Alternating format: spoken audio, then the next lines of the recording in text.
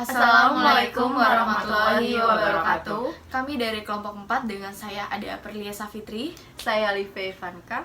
Saya Fidelia Rusindiwoma. Saya Ika Novitasari, kami dari jurusan akuntansi kelas RS 707 akan membahas materi pertemuan 12 tentang menganalisis ciri-ciri akademik, manfaat, dan pihak yang diberi teks laporan. untuk memenuhi tugas kelompok bahasa Indonesia. Langsung saja membahas materi, menganalisis ciri-ciri akademik, baik laporan penelitian maupun laporan kegiatan, dapat dianggap bagus apabila memiliki ciri-ciri akademik sebagai berikut. Yang pertama, ringkas atau padat.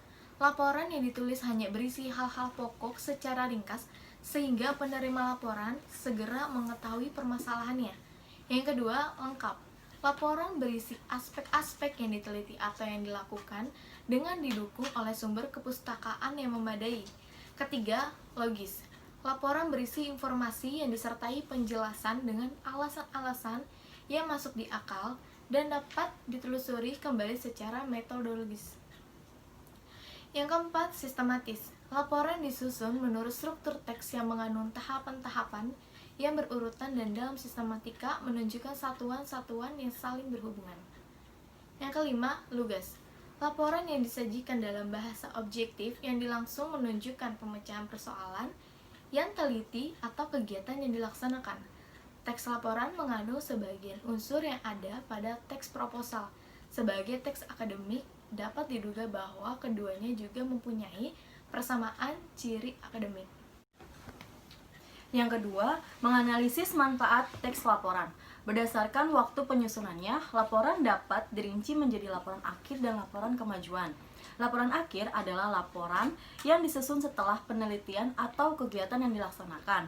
Laporan ini merupakan rangkuman dari keseluruhan pekerjaan dari awal hingga akhir, dan sekaligus menjadi bukti bahwa penelitian atau kegiatan itu sudah selesai. Laporan akhir dapat digunakan untuk menilai apakah penelitian atau kegiatan itu berhasil. Laporan kemajuan adalah laporan yang disusun pada saat penelitian atau kegiatan itu sedang berlangsung. Laporan kemajuan disusun menurut jangka waktu tertentu, harian, minggu, bulanan, triwulanan, 6 bulanan, atau tahunan. Karena laporan kemajuan mungkin dibuat lebih dari satu. Laporan kemajuan dapat dikatakan sebagai laporan yang berkala. Laporan kemajuan digunakan untuk mengukur perkembangan penelitian atau kegiatan yang dilaporkan. Itu menurut presentasi yang telah dicapai dalam jangka waktu tersebut. Selain itu, laporan ini juga dapat digunakan sebagai pedoman apakah terjadi perubahan dalam pelaksanaan penelitian atau kegiatan itu. Bagi peneliti, laporan penelitian menjadi bukti bahwa peneliti dapat menemukan sesuatu, dan bagi pelaksana kegiatan, laporan kegiatan menjadi bukti bahwa suatu tugas telah dilaksana dengan baik.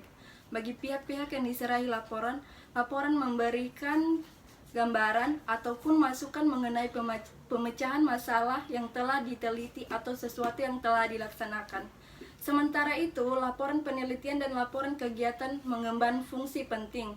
Kedua jenis laporan ini mempunyai fungsi, yaitu fungsi informatif.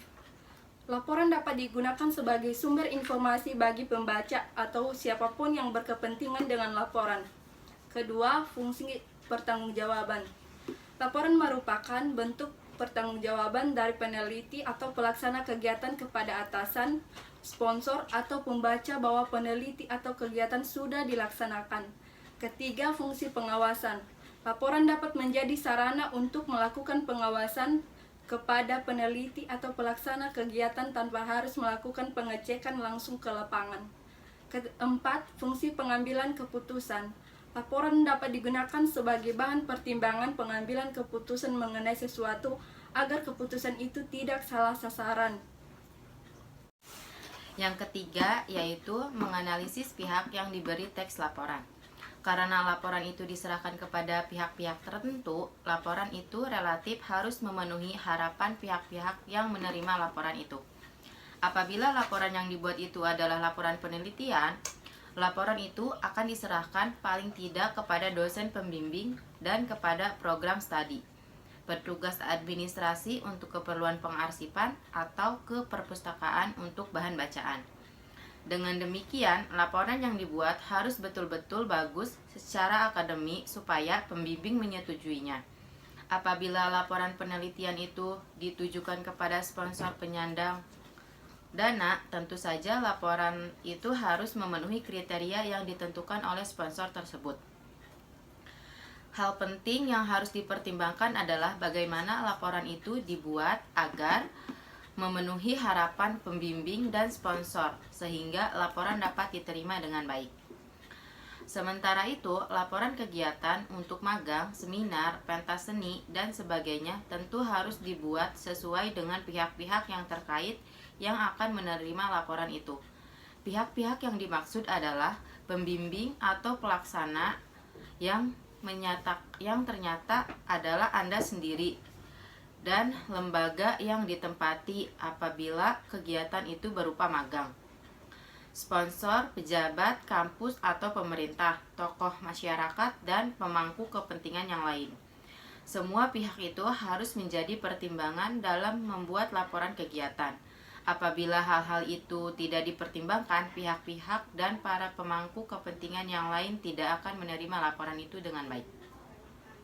Cukup sekian penjelasan materi dari kami. Wassalamualaikum warahmatullahi wabarakatuh.